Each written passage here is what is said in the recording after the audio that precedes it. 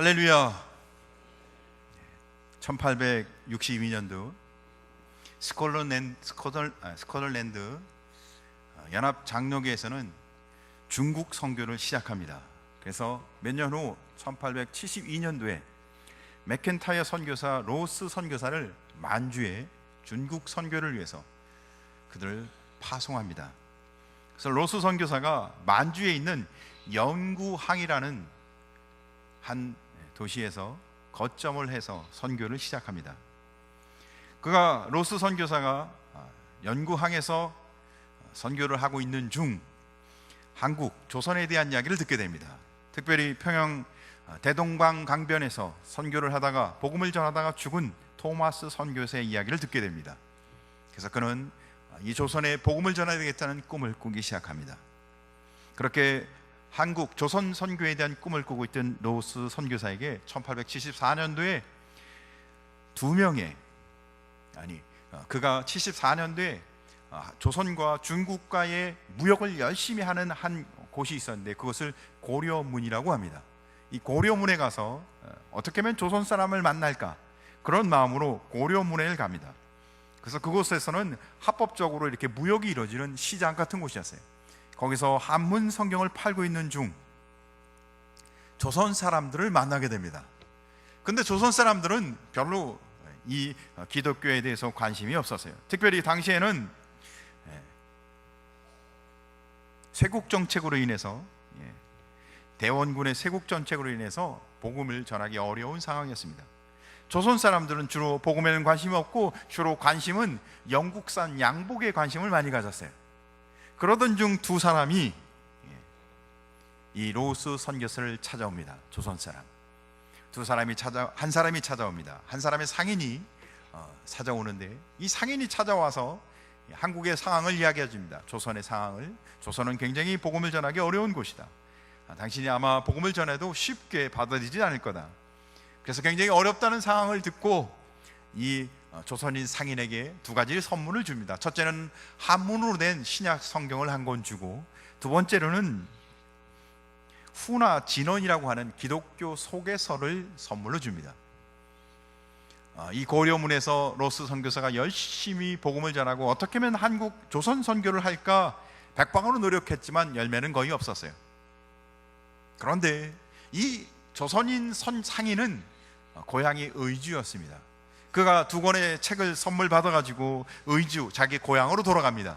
자기 고향에 돌아가서 자기의 가장 가까운 사람에게 중국에서 외국 사람으로부터 받은 선물이라고 이것을 한 사람에 한 권씩 전해줍니다. 의주에서. 그래서 의주에 두 사람이 서양 선교사가 준 선물을 받게 되죠. 한 권은 한문 성경이었고 신약 성경, 한 권은 기독교 소개서였습니다. 그리고는 세월이 지나 1879년도 맥켄타이어 선교사님이 이 만주에서 선교를 하고 있는데 조선 사람 두 사람이 이 맥켄타이 선교사에게 찾아옵니다. 근데 그들의 고향이 의주였어요. 로스 선교사가 선교를 할 때는 아무 일도 없고 열매도 맺히지 않고 이거는 실패다라고 판단했는데 하나님은 배후에서 역사하시는 분이었습니다. 그래서 이 두 사람이 찾아왔는데 그들이 찾아와서 세례를 받고자 합니다. 그런데 맥켄타이의 선교사는 세례를 받을 때는 두 가지 조건을 항상 제시했습니다. 첫째는 본인이 신앙 고백을 분명히 해야 하고, 두 번째로는 부모님의 허락을 받아오는 거였어요. 그래서 이 조선 사람 두 사람은 부모님의 허락을 받기 위해서 다시 고향 의주로 돌아갑니다. 근데 한 명은 돌아오지 않고 한 명만 왔어요. 그러니까 한 명만 부모의 허락을 받았던 겁니다. 청년, 의주와 고향엔 청년 한 명이 맥켄타이 선교사에게 세례를 받게 됩니다. 그분이 이름도 알 수 없지만 한국 개신교 첫 세례자였던 겁니다. 사랑하는 성도 여러분, 세례를 받는 것은 내가 고백해서 받는 것 같지만 하나님의 인도하심과 하나님의 은혜 가운데 받는 것입니다. 오늘 세례, 입교, 학습, 유아 세례자들이 있습니다. 하나님은 사랑하사 이들에게 하나님의 교회의 교인으로 오늘 세워주시는 축복된 날인 줄 믿으시 바랍니다. 오늘 세례받는 모든 분을 축하합니다. 신앙 안에서 이제 새로운 삶을 살아가고 새로운 인생을 출발하도록 하나님이 이들을 붙잡아 주시고 인도해 주시는 날인 것입니다. 사람은 두 번 태어난다고 합니다. 한 번은 어떻게 태어나죠? 어머니 뱃속에서 생명을 이렇게 신체적으로 우리가 태어납니다. 그것을 우리가 탄생이라고 얘기하죠. 두 번째 태어나는 것은 생각하는 사람으로, 우리가 의식이 있는 사람으로 태어나는 겁니다. 그것은 우리가 사회적으로 새로운 삶에 대해서 우리가 삶을 시작하는 것을 말합니다. 그래서 어떤 사람은 이렇게 말합니다. 모든 사람은 두 번 태어나는데 한 번은 어머니로부터 생명을 얻게 되고 두 번째는 사회로부터 인간으로서 새롭게 태어난다. 그러나 기독교인은 세 번째의 탄생을 가져야 합니다. 이 두 가지로 끝나지 않고 한 번 더 태어나야 한다는 것입니다. 우리는 세 번째, 영적으로 태어나야 하는 줄 믿으시기 바랍니다. 그것은 신앙적 거듭남을 말하고 우리가 주 안에서 새롭게 태어나는 것을 이야기합니다. 오늘 세례받는 이는 영적으로 새로 태어나는 것입니다. 그래서 교회는 성례와 성찬을 아주 중요하게 얘기합니다. 그것은 하나님 나라 백성으로서 표시하게 하며 이제 구원받은 성도의 삶을 이야기하는 것입니다. 예수님은 세례 요한을 통해서 예수님도 세례를 받습니다. 그래서 우리에게 세례를 꼭 받아야 할 세례의 모범을 보여주십니다. 세례를 받으러 오시는 예수님을 향해 세례 요한이 이렇게 말합니다. 내가 당신에게 세례를 받아야 할 터인데 당신이 내게로 어찌 오십니까? 그때 예수님은 이렇게 대답하십니다. 우리가 이와 같이 하여 모든 의를 이루는 것이 합당하니라. 세례를 받음으로 인해서 모든 의를 이루는 것이 합당하니라. 오늘 본문 말씀을 통해 세례를 받는 것이 어떤 의를 이루는지 우리는 함께 나누며 우리의 삶 속에 하나님의 은혜가 임하시기를 간절히 소원합니다. 첫째, 제목을 한번 같이 읽어보도록 하겠습니다. 시작. 세례는 예수 그리스도의 피로 죄를 씻음 받는 표시입니다. 세례를 받는 것은 첫째, 죄 씻음 받은 표시입니다. 이미 세례를 받으신 분은 죄를 이미 깨끗이 씻음 받은 줄 믿으시 바랍니다. 오늘 세례를 받는 분들은 예수 그리스도의 피값으로 깨끗이 죄가 씻겨지는 표시가 몸에 새겨지는 것을 믿으시기 바랍니다. 인간은 나면서부터 모두 죄인입니다. 우리는 태어나면서부터 악하게 태어난다는 뜻입니다. 아무리 갓난 아기도 선하지 않습니다. 우리는 태어날 때부터 악합니다. 성경은 그래서 로마서 3장 10절에 이렇게 기록하고 있습니다. 기록된 바 의는 없나니 하나도 없으며. 우리가 의롭지 않다는 얘기입니다.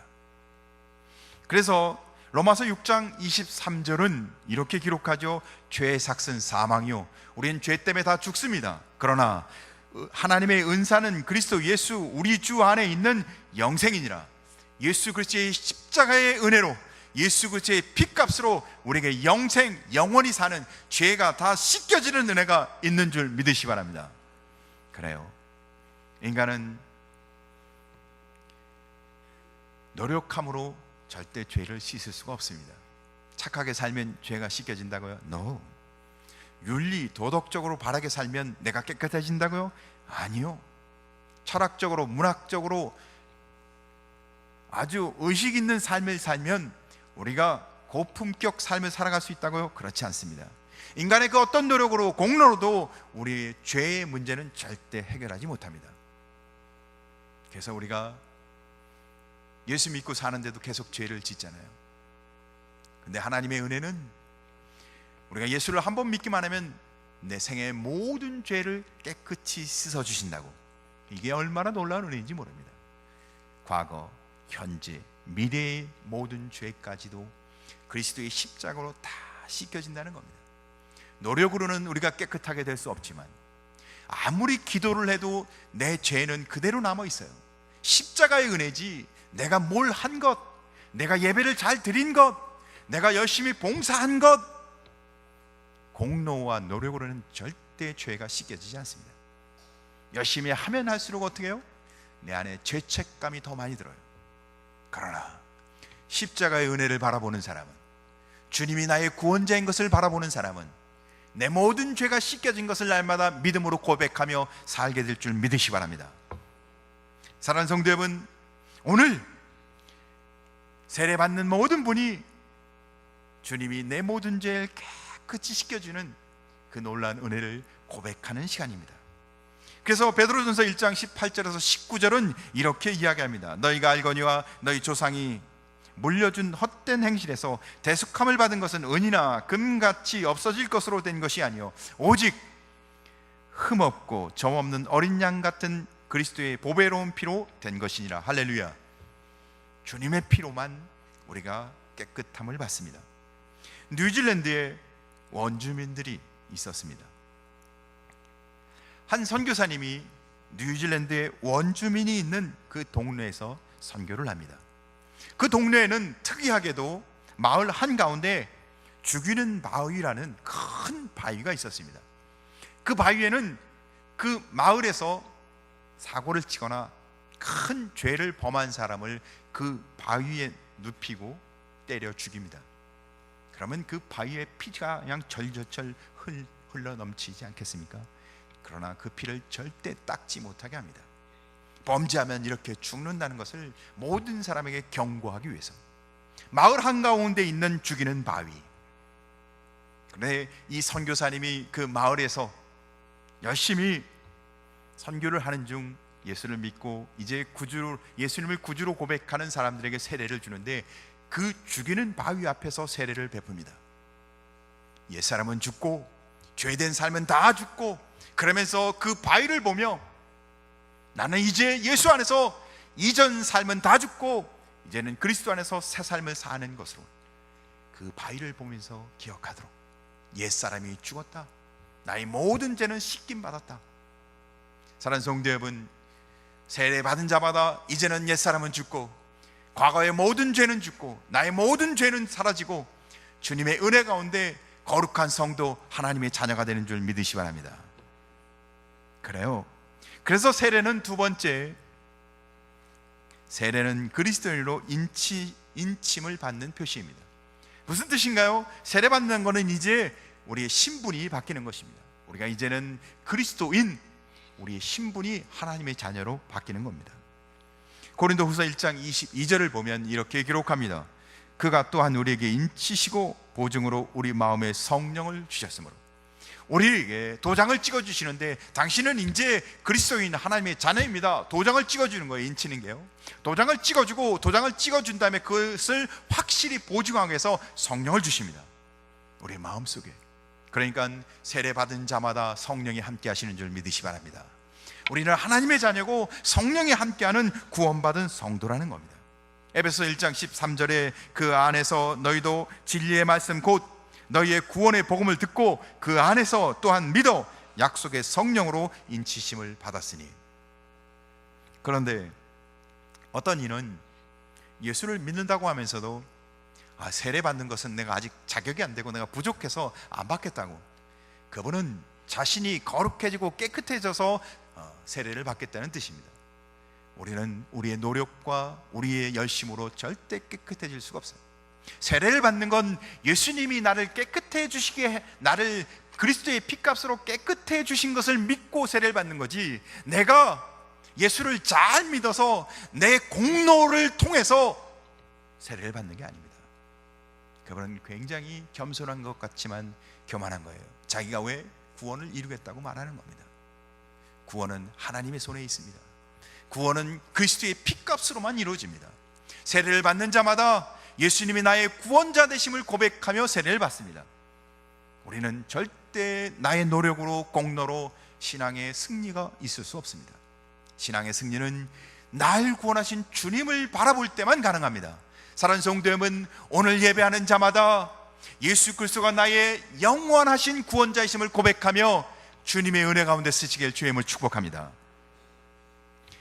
감리교회에 박대선 목사님이라는 분이 계셨습니다. 이분은 연세대학교 총장이셨는데 그분의 가정은 6대가 크리스찬입니다.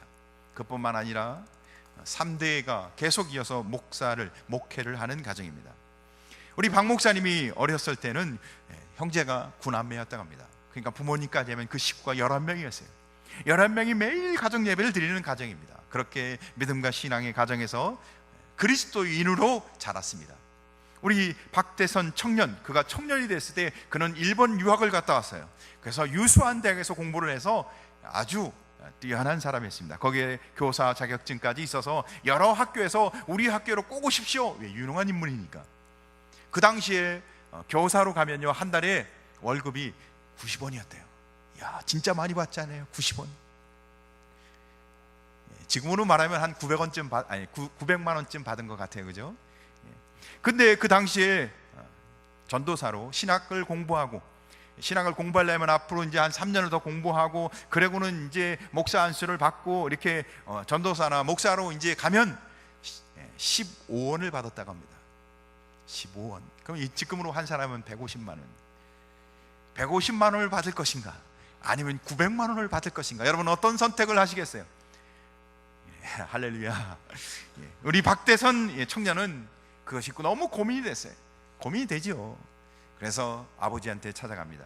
아버지, 제가 이런 고민을 하는데 어떻게 하면 좋겠어요? 아버지 목사님이 이렇게 이야기합니다. 내가 대통령이 되고 장관이 되는 것이 목사가 돼서 사는 것보다 기쁘지 않다면 목사를 포기하고, 대통령이 되고 장관이 되는 것이 목사가 되는 것보다 못하다고 생각하다면 목사가 되라. 아버지의 이야기를 듣고 그리스도인인 청년 박대선은 회개하고 철저하게 하나님 앞에 눈물을 흘리며 통회에 자복하고 그 이후로 신학교를 가서 목사가 되었습니다. 그래서 50년 동안 목회자가 되고 나중에는 대학 총장까지 주의 일을 감당하셨습니다. 박대선 목사님은 그리스도인으로 살기로 선택했던 겁니다. 세례를 받았다는 것은 이제 내가 그리스도인으로 신분이 박힌 삶을 살기로 작정하는 시간인 겁니다. 때로는 역경과 고난과 화려하고 빛난 삶이 있는 것 같지만, 그러나 이 세례를 받음으로 나의 구주 되신 믿음과 신앙의 진리를 지키며 그리스도인으로 살겠습니다. 사랑하는 성도 여러분, 오늘 세례를 받는 사람과 이미 세례를 받은 우리에게 이 고백이 있기를 간절히 소원합니다. 세 번째, 같이 한번 제목을 읽겠습니다. 시작. 세상과 단절하고 새 생명 가운데 산다는 결심의 표시입니다. 로마서 6장 4절 말씀을 보면 이렇게 말합니다. 그러므로 우리가 그의 죽으심과 합하여 세례를 받음으로 그와 함께 장사되었나니 이는 아버지의 영광으로 말미암아 그리스도를 죽은 자 가운데서 살리신과 같이 우리로 또한 새 생명 가운데서 행하게 하려 함이라. 우리는 이제 그리스도와 함께 육체 가운데 죽고 또한 그리스도와 함께 새 생명을 살아야 합니다. 우리가 새 집에 가면 새로운 마음이 생기지 않습니까? 새 집에 가면서도 꿀꿀한 마음을 가지면 안 되겠죠. 우리가 만약에 새 옷을 사면 몸에 지저분한 게 묻어 있으면 깨끗이 씻고 새 옷을 입을 겁니다. 몸에 더러운 먼지가 있고 흙이 묻어 있는데도 불구하고 새 옷을 입는 분은 없습니다. 오늘 새롭게 세례를 받는 자마다 옛 생활, 옛 생각, 옛날의 구습을 다 버리고 거룩한 하나님의 자녀로서 새로운 마음으로 하나님이 주신 복된 성도로 살아가는 은혜가 있길 주님을 축복합니다. 세례는 바로 옛사람은 죽고 그리스도 안에서 새로운 새 생명의 삶을 사는 것입니다. 나의 썩어질 죄악된 육체의 삶은 단절하고 하나님과 더불어 그리스도 안에서 새 생명 가운데 신령하고 거룩한 삶을 살아가겠습니다. 이렇게 고백하는 시간인 것입니다. 드림 메이커라는 책에 존 캐디 선교사님에 대한 이야기가 소개되고 있습니다. 존 캐디 선교사님은 식인종 뉴 헤블라이즈라는 섬에 가서 선교를 합니다. 식인종이 있는 섬. 그는 그곳에 가서 그들을 사랑하고 그들이 언어가 없었기에 언어를 만들고 그들에게 글자를 만들어줘서 복음을 듣게 하시고, 그래서 식인종들이 변화하는 귀한 사역을 26년 동안을 합니다. 그러고는 그가 죽죠. 그의 몰비에는 이렇게 기록되어 있습니다. 1848년 존 캐디가 이곳에 처음 상륙했을 때 이곳에는 그리스도인이 한 명도 없었다. 그러나 그가 세상을 떠난 1872년 이곳에는 식인종이 한 명도 없다. 예수를 믿고 세례를 받는 것은 이전의 삶은 이제 끝나고 새로운 삶을 시작하는 것을 말합니다. 한 삶에 선교사님이 가서 이제 더 이상 식인종은 없고 예수님만 믿는 그리스도인이 가득 찬 삶으로 바뀌었던 것처럼 한 개인이 예수 그리스도를 구주로 믿어 세례를 받음으로 이전 삶은 단절되고 거룩하고 의로운 하나님의 자녀의 삶으로 출발하는 복된 은혜가 있기를 주님의 이름으로 축복합니다.